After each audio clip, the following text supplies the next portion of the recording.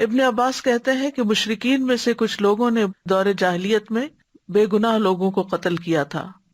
اور بکثرت زنا کرتے رہے تھے۔ وہ محمد صلی اللہ علیہ وسلم کے پاس آئے اور عرض کیا کہ آپ جو کہتے ہیں اور جس کی دعوت دیتے ہیں وہ یقیناً اچھی چیز ہے، لیکن اگر آپ ہمیں اس بات سے آگاہ کر دیں کہ اب تک ہم نے جو گناہ کیے ہیں کیا وہ معافی کے قابل ہیں، تو اللہ تعالیٰ نے یہ آیات نازل فرمائیں، والذین لا يدعون مع اللہ الہا آخر ولا يقتلون النفس التي حرم اللہ الا بالحق ولا يزنون، اور وہ لوگ اللہ کے ساتھ کسی دوسرے کو معبود نہیں پکارتے، کسی جان کو ناحق قتل نہیں کرتے جس کا اللہ نے قتل کرنا حرام کیا ہے مگر حق کے ساتھ، اور نہ وہ زنا کرتے ہیں۔ اور یہ آیت بھی نازل ہوئی، قل یا عبادی الذین اسرفوا علی انفسہم لا تقنطوا من رحمت اللہ، تو ان لوگوں کے اندر ایک حوصلہ پیدا ہوا۔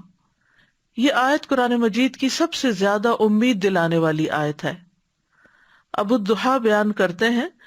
کہ مسروق اور شتیر بن شکل مسجد میں اکٹھے ہو گئے تو مسجد کے سب حلقے ان دونوں کی طرف سے مٹائے۔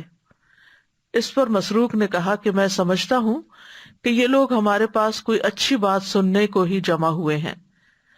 یا تو آپ عبداللہ سے روایت کریں اور میں تصدیق کروں، یا میں عبداللہ سے روایت کروں اور آپ میری تصدیق کریں۔ انہوں نے کہا اے ابو عائشہ آپ روایت کریں۔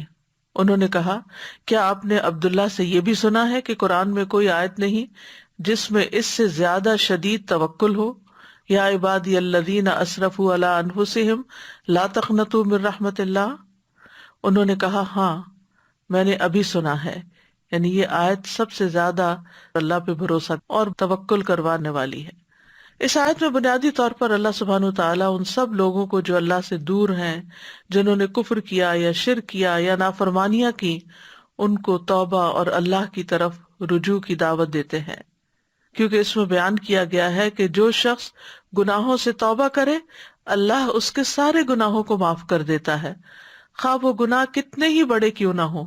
یا کوانٹٹی بھی کتنی زیادہ کیوں نہ ہو، سمندر کی جھاگ کی طرح ہی زیادہ کیوں نہ ہو۔ تو اس آیت میں سبھی لوگ مراد ہیں، چاہے نان مسلمز ہوں یا مسلمز ہوں، تمام کے تمام لوگوں کو امید دلائی جا رہی ہے۔